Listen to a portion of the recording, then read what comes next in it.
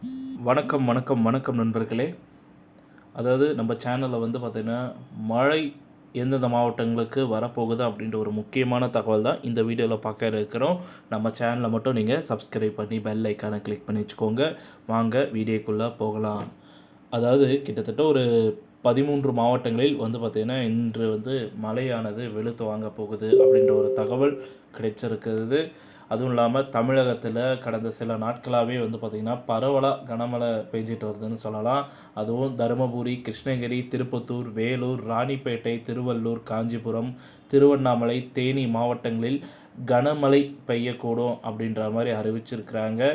ஏற்கனவே தஞ்சாவூர், திருவாரூர், நாகப்பட்டினம், மயிலாடுதுறை, கடலூர், விழுப்புரம், கள்ளக்குறிச்சி, அரியலூர், பெரம்பலூர், சேலம், தருமபுரி மற்றும் கிருஷ்ணகிரி, திருப்பத்தூர் மாவட்டங்களில் மற்றும் புதுச்சேரி, காரைக்கால் பகுதிகளில் ஓரிரு இடங்களில் பார்த்திங்கன்னா இந்த கனமழையானது பெய்ய வாய்ப்பு இருக்குது அப்படின்ற மாதிரி சொல்லியிருக்கிறாங்க.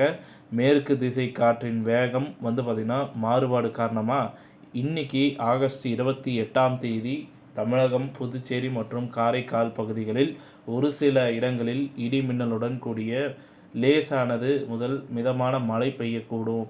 திருப்பத்தூர், வேலூர், ராணிப்பேட்டை, திருவள்ளூர், திருவண்ணாமலை, காஞ்சிபுரம், செங்கல்பட்டு, விழுப்புரம், கடலூர், கள்ளக்குறிச்சி மாவட்டங்களில் மற்றும் புதுச்சேரியில் ஓரிரு இடங்களில் கனமழை பெய்ய வாய்ப்பு உள்ளதாக சென்னை வானிலை ஆய்வு மையம் தெரிவிச்சிருக்கிறாங்க. தமிழ்நாடு, புதுச்சேரி மற்றும் காரைக்கால் பகுதிகளில் ஒரு சில இடங்களில் இடி மின்னலுடன் கூடிய லேசான முதல் மிதமான மழை பெய்யக்கூடும் அப்படின்ற மாதிரி சொல்லியிருக்கிறாங்க.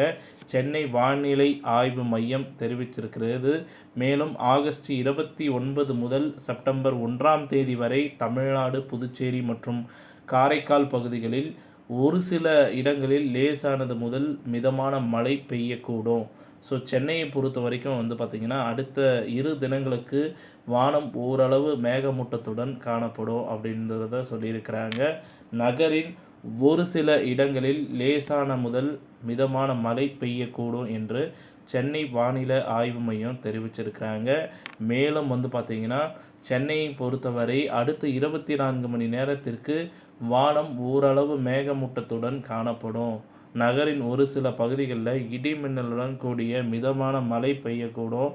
அதிகபட்ச வெப்பநிலை பார்த்திங்கன்னா 35 டிகிரி செல்சியஸ் மற்றும் குறைந்தபட்ச வெப்பநிலை 26 டிகிரி செல்சியஸை ஒட்டியும் இருக்கக்கூடும் அப்படின்ற மாதிரி தெரிவிக்கப்பட்டிருக்கிறது.